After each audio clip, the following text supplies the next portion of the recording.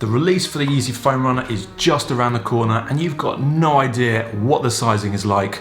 Well, let's talk about that. Hello YouTube, welcome back to my channel Kingsdown Roots. My name's Matt Ridout, R-I-D-O-U-T, and today we're going to talk about how the Yeezy Foam Runner fits. So the splash pages for the Yeezy Foam Runner have just been released and they are dropping very early, and the registration on the confirmed app starts at 6:30 a.m. so you want to get your entries in nice and early.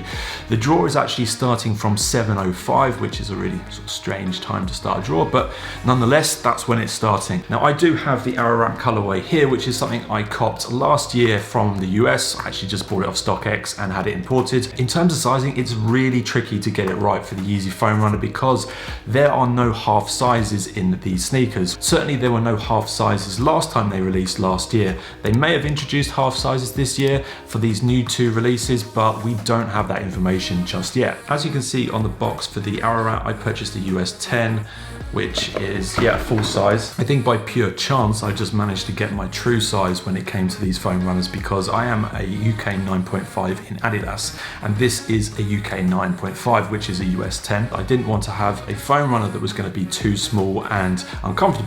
This fits me perfectly, and with a thick pair of socks, it's absolutely fine. There is some rubbing that occurs on the back of the heel, but I think that's pretty much just to do with the design of the foam runner. I've definitely seen a few other people complaining, or at least talking about the fact that it does rub over time. Like, I was trying to think how to compare the sizing for these versus other Adidas and other Yeezy releases, and the best I could do is say that it kind of feels like a Yeezy 500. So in terms of the shape of the shoe, it's quite similar physically.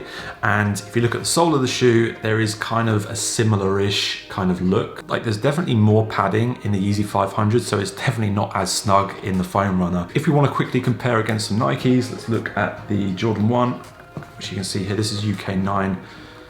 In terms of sizing, it's pretty much bang on. Pretty much the same, maybe a little bit extra on the Foam Runner. Got a dunk, yeah, again pretty much the same.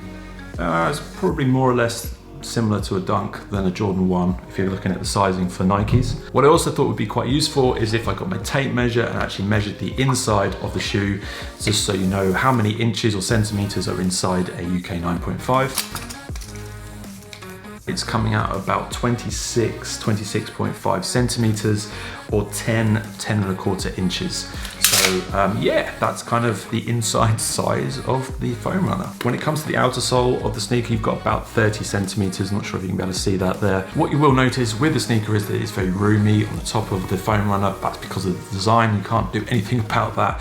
It just is what it is, but it doesn't really affect the kind of fit of the shoe at all. Whatever happens with this release, whether or not you cop or not, I think people will be selling or reselling to try and get the right size. That's just kind of natural. That will happen. Expect there to be a little bit more of a resale price for the first couple of weeks. Maybe you want to hold off a little bit and get a size after that. So to summarize then, if you're able to cop the Foam Runner when it releases, then I would definitely try and go for a true to size if you can.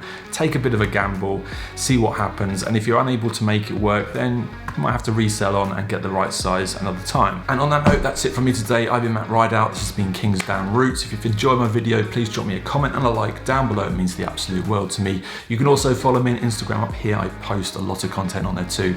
Thanks very much for watching. Take care. Bye-bye.